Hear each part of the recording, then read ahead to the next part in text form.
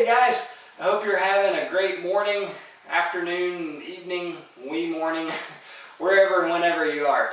We're going to be doing some Algebra 1 that I think you're going to enjoy. In my personal opinion, Andelin, it is a tremendous amount of fun, and no, I do not have a twisted interpretation of what fun is. I really do think it is just fun, and I gave you guys a sneak peek of this on Monday, not yesterday, but the last Monday we were together, and we did just, I think, one problem, and I think you guys seem to get it decently well. It's a little bit different. It's mainly about the multiplication table, and you guys are great at that, and so I think you're going to do very well with this too. So I'm going to get out of the way so that you can see the board, and what we're going to be doing is factoring trinomials, which means there are going to be 3 terms in one expression. But this is important. We're going to be doing them in the form of x squared, and if you'll notice, there's no number that's found in front of that x, although we understand there's an invisible 1 that's there. Now, if you're going to have numbers that can't be reduced, like 3 and 7 and maybe, I don't know, 27, ones like that later on, that's going to be a little bit different, and that's going to come in our lesson tomorrow. But what we're doing today is ones that just have an invisible 1 in front of it, that's important, plus bx, where b represents some number, plus c, where c also typically is just going to represent a number. Although it is possible, you'll see down here, that you can do ones with 2 variables. But we're not going to worry about that until the very end, and that's just going to be a teaser for what lies ahead too. So let's start out with number 1. We have the equation x squared minus 5x plus 6. Now there are going to be 2 numbers that are going to be important in every one of these trinomials. And those 2 numbers are going to be what's represented by the c, okay, or the last expression. That's really important. And the second number that's going to be important is the middle one. And really what I need to do, if you'll let me elongate my circle, is I want to include the sign with each one of those. So that's a positive 6, and let me fill that in just a little bit better. I did that shameful, dreadful, dirty finger erase, so it makes it worse, I know. But I have a positive 6 that's circled and a negative 5 in the middle. Now, you might recall, and if not, that's okay, because we just briefly talked about it 2 weeks ago, but we're getting ready to have a whole chapter on this, and that's why I did want to introduce it to your minds. These 2 numbers are significant for this reason. The last number, it represents a product, which is the result when a couple of terms are multiplied together. Okay? The middle number represents those factors or those multipliers being added together. And stay with me, the first one will be just a little bit confusing. The second one will be not much, but a little better. The third one, it'll be like, oh, okay. And by 4 and 5, okay, now I'm starting to get the hang of it a little bit better. So just stay with me, but it'll make sense here in just a minute if it doesn't immediately. And for some of you, it will right off the bat. What I'm saying is this. The last number is the product, okay? And it has multipliers to get to that product. And the middle number represents that when you add those multipliers or those factors together to get this product, but when you add them together, the sum is this number. In other words, what 2 numbers or what 2 factors, what 2 multipliers can you multiply together to give you positive 6? But when added together, make a negative 5. Okay? What 2 numbers, when multiplied together, get you positive 6, but when added together, provide a sum of negative 5? Well, let's just make some considerations of multipliers I could use to get to positive 6. I could obviously use 6 and 1. 6 times 1 is 6. We're good. But what about when I add them together, do they equate to that middle number, which is negative 5? 6 plus 1 is 7. No, they don't get me to a negative 5. Okay, so let me try another one, a couple of multipliers that could get me to positive 6. Well, the only other ones really that I have to consider that are both positive are 2 and 3. Okay, 2 times 3 equals 6. And what's 2 plus 3? 2 plus 3 is 5. Does that get me to the needed added middle term? No, I need to have a negative 5, not a positive 5. Oh, but I've caught on to something. How could I still end up with two numbers multiplied together to give me positive 6, but when added together are a negative 5 instead of a positive 5? Guys, when you multiply two negative numbers together, that gives you a positive number. How about this one? Negative 2 times negative 3. Negative 2 times negative 3 is a positive 6. Beautiful, that's what I need.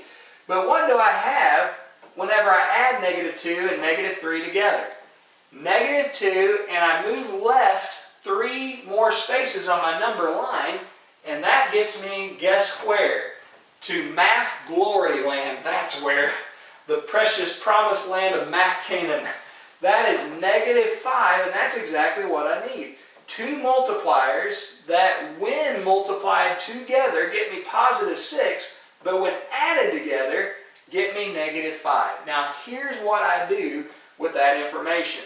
To factor a trinomial in this form, x squared plus bx plus c, I'm going to end up with two parentheses and everything in them being multiplied to each other.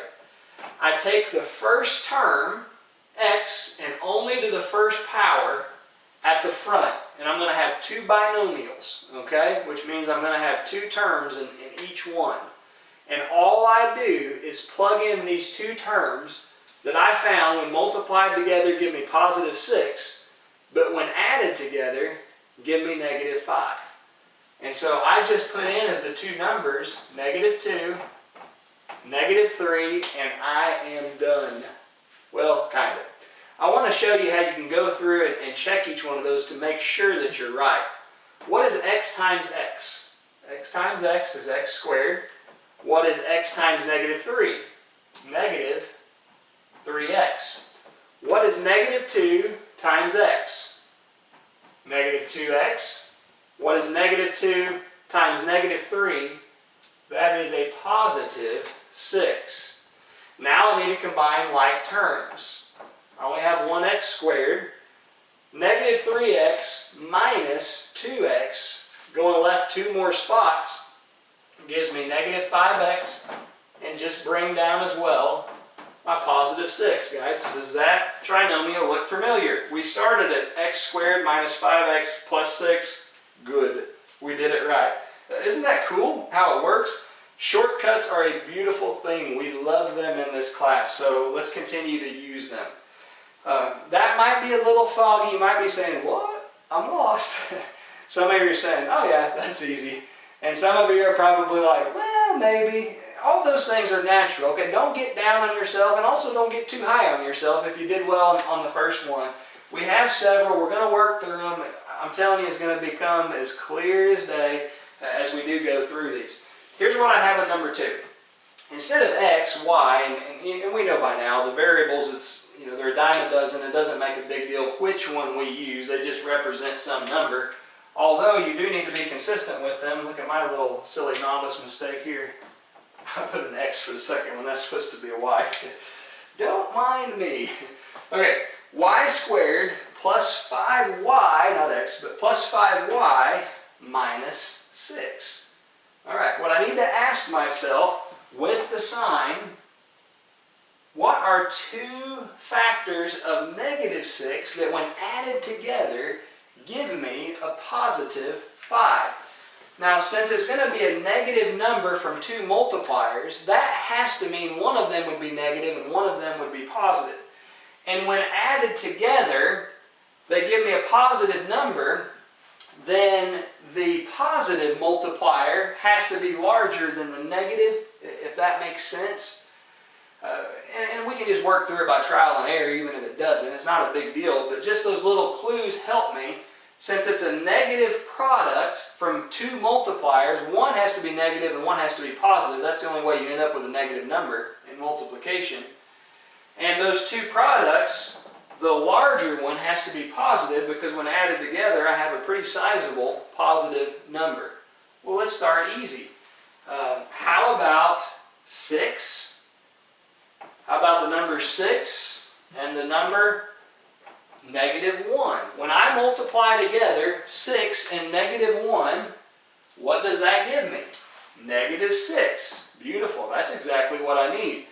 But when I combine those two together, 6 and -1, what is 6 minus 1? 6 minus 1 is 5. Look at what I need. +5 when those factors or those multipliers are added together. So what are two factors of -6 that when added together give me -5? They are respectively 6 and -1. And now guys, all I need to do is make two parentheses that are going to be multiplied to one another, and the leading variable, the squared number, I put in as a single power, not squared, but a single power at the very beginning of each one. And what are the two factors of -6 I found that when added together give me +5? +6 and -1. And so I just write +6, it's a positive, +6 in one, and I write -1 in the other. And now I'm going to FOIL those out and make sure that I did things correctly. What is y times y? Y squared. What is y times -1? -y. What is 6 times y? Plus 6y. What is 6 times -1? -6. Now all I do is combine like terms, keep my y squared. What's -y plus 6, or if you prefer, it might be easier to say 6 minus y, is going to be a +5y. And I just bring down my -6. Does that trinomial look familiar? Y squared plus 5y minus 6. Bingo! I did things correctly. And it is an exciting thing whenever we do so, isn't it? Alright, let's look at number 3. I hope it's becoming a little bit easier since we've done the second one. How about whenever we do this third one? Remember, the last term is vital. Use the sign also, -72. And if it helps on this one, we might write in when it's plus x. What do we understand as a number that stands invisibly in front of that x? 1. Okay, we don't write it because it's redundant. But for our purposes here, it might help to write it. And the reason for that is I am looking for two factors of -72 that when added together give me a +1. Alright, so how can I do that? Well, I could do a really big number like 36 and 2. But 36 minus 2 or 2 minus 36 is going to get me nowhere near just 1. And so I need to shave it down some. And how about these two factors, really common ones, multiplication table of 72. How about 9 and 8? Is there anything I can do with 9 and 8? First of all, multiplying them together obviously get me to 72. But I need a -72. In which one do I need to be negative and which one do I need to be positive so that when I add 9 and 8 together, they give me a +1.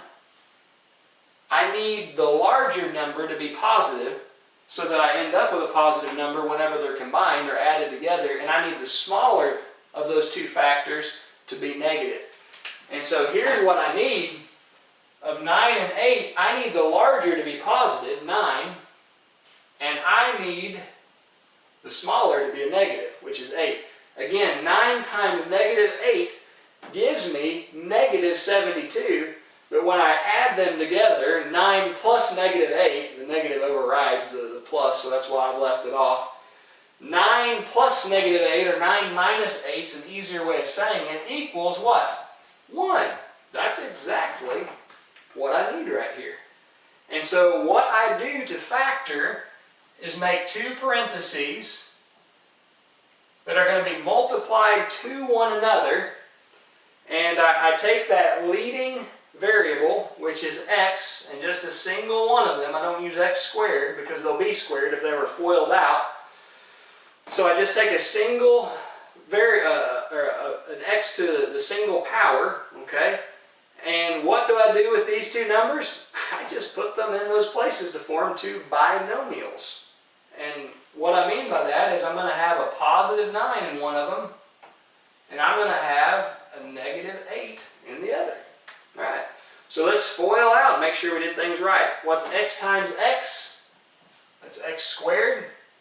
What is x times negative 8? Minus 8x. What is 9 times x? Plus 9x. And what is 9 times negative 8? Negative 72. Now all that I need to do is combine like terms.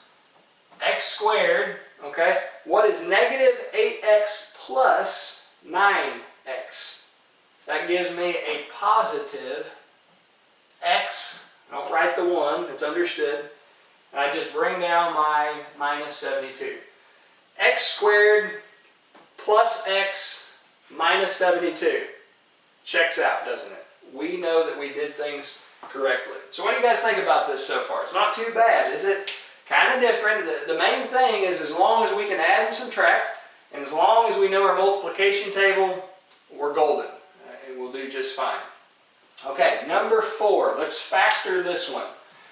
Two important numbers in this trinomial is properly arranged in standard form. Plus 6, circle it with the sign. Plus 3, the number in front of the x, circle it with the sign.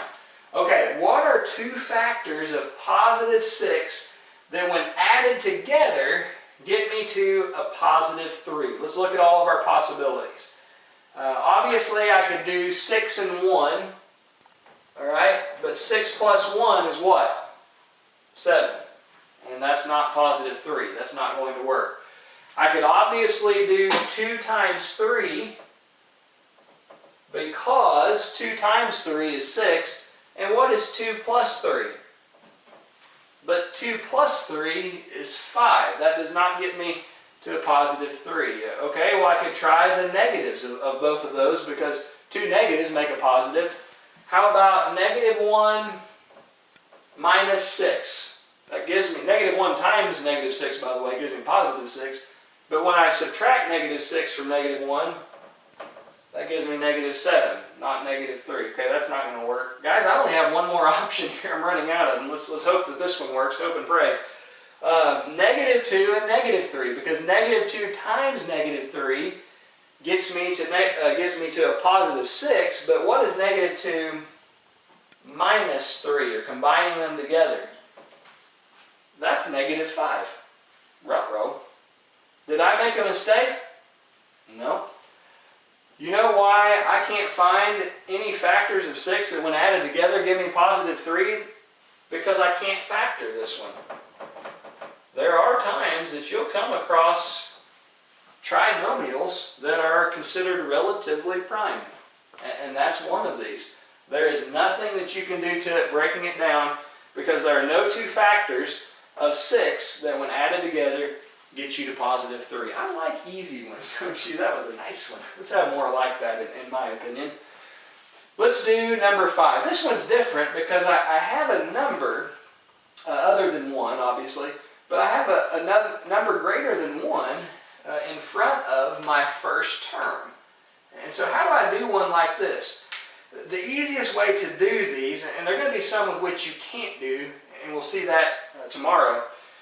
But the easiest way to do these is to see, can I divide that number evenly into the others? That's a 2, and these are both even numbers, terms, the second and the third ones. And so yes, I can actually factor out, before I even begin, the number 2. In other words, I just divide the entire thing by 2, and then rewrite in parentheses what all this divided by 2 is. And I can do that because in the end I'm still multiplying it back out by the way I'm writing it. What is 2a squared divided by 2? Well, that's just a squared. What is negative 64a divided by 2. Well, let me write my sign, and then I don't have to worry about negative numbers. How many times does 2 go into 6? 3 times. How many times does 2 go into 4? 2 times. Keep my a. Write my sign, then I don't have to worry about positive and negative numbers. I just work with them. How many times does 2 go into 288? We'll ask, how many times does 2 go into 2? Once. How many times does 2 go into 8? 4 times. How many times does 2 go into the other 8? Another 4 times. And so look, now I have the form of there's only an invisible 1 in front of my first variable. And that's what I need to factor. But guys, every time I rewrite it, I have to keep that 2 out in front instead of having no number out in front. So that's the one difference. But now it's not really any different than all the rest. This is a big number though, so it's a little different than the ones we've done. So let's write our 2.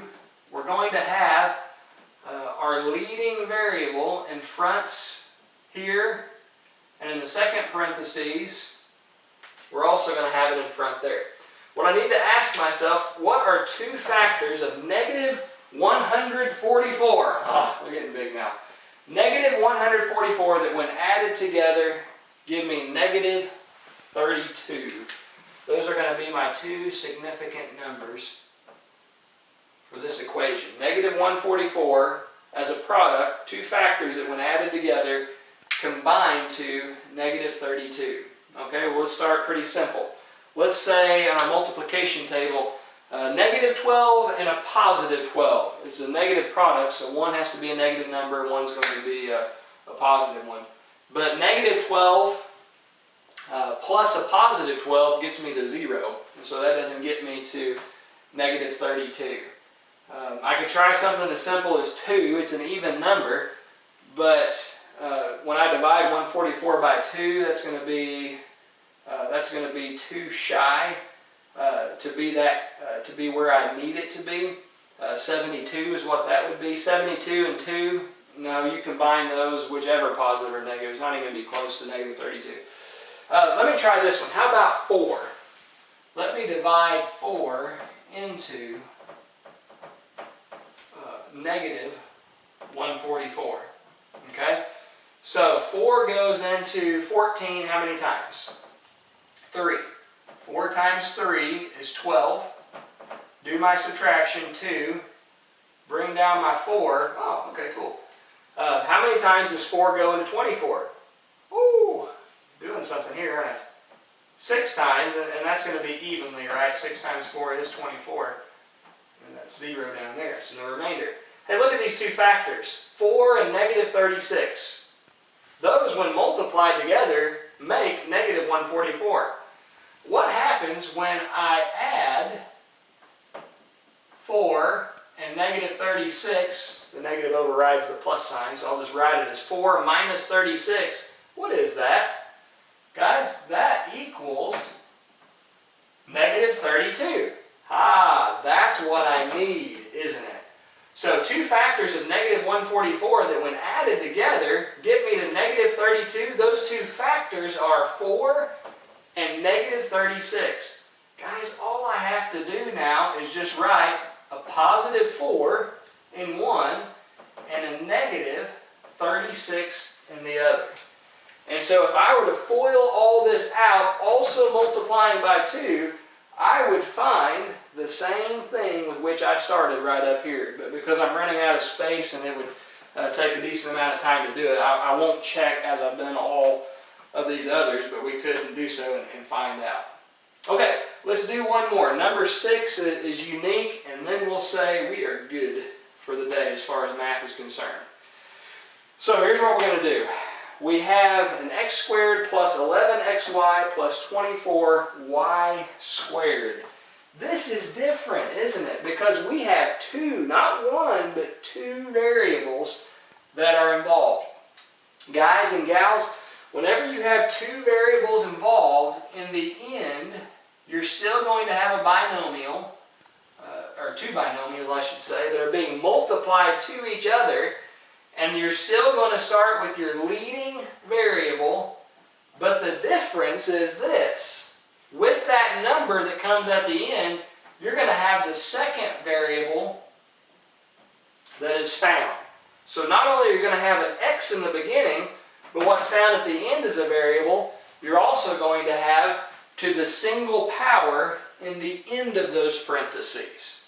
Okay? So the only difference is whenever you have two variables, you're going to have two variables understandably. Excuse me. You're going to have two, I hope you didn't hear that, by the way, I'm a little piggy. But you're going to have two variables, one in the beginning and one in the end, and in the same order that they're found in the original equation. But I go through the same process number-wise, so don't get confused by that. My two significant numbers are plus 24 and plus 11. Now here's why those two numbers matter. What are two factors of 24, positive 24, that when added together give me negative 11? Well, how about something sensible, like when we did up here, didn't we 6 and 4, we had some of those somewhere along the way. How about 6 times 4, which is 24? Hey, that's good, that gets me where I need. But what is 6 plus 4? 6 plus 4, when you add those multipliers together, is 10. Does that get me where I need to be? Oh, so close. Why can't it just be close enough? Because close enough doesn't work in math. That's close enough for you to fail the class. That's close enough for you not to graduate high school. That's just close enough for you not to get a college degree, and that's just close enough for you not to get the job that you want in life. So close enough doesn't cut it in life, and it certainly doesn't cut it in math. 10 is close, but it's not close enough. Okay, what are two other numbers, or two other factors, I should say, of 24? How about 8 and 3? 8 times 3 is 24. What's 8 plus 3? 11.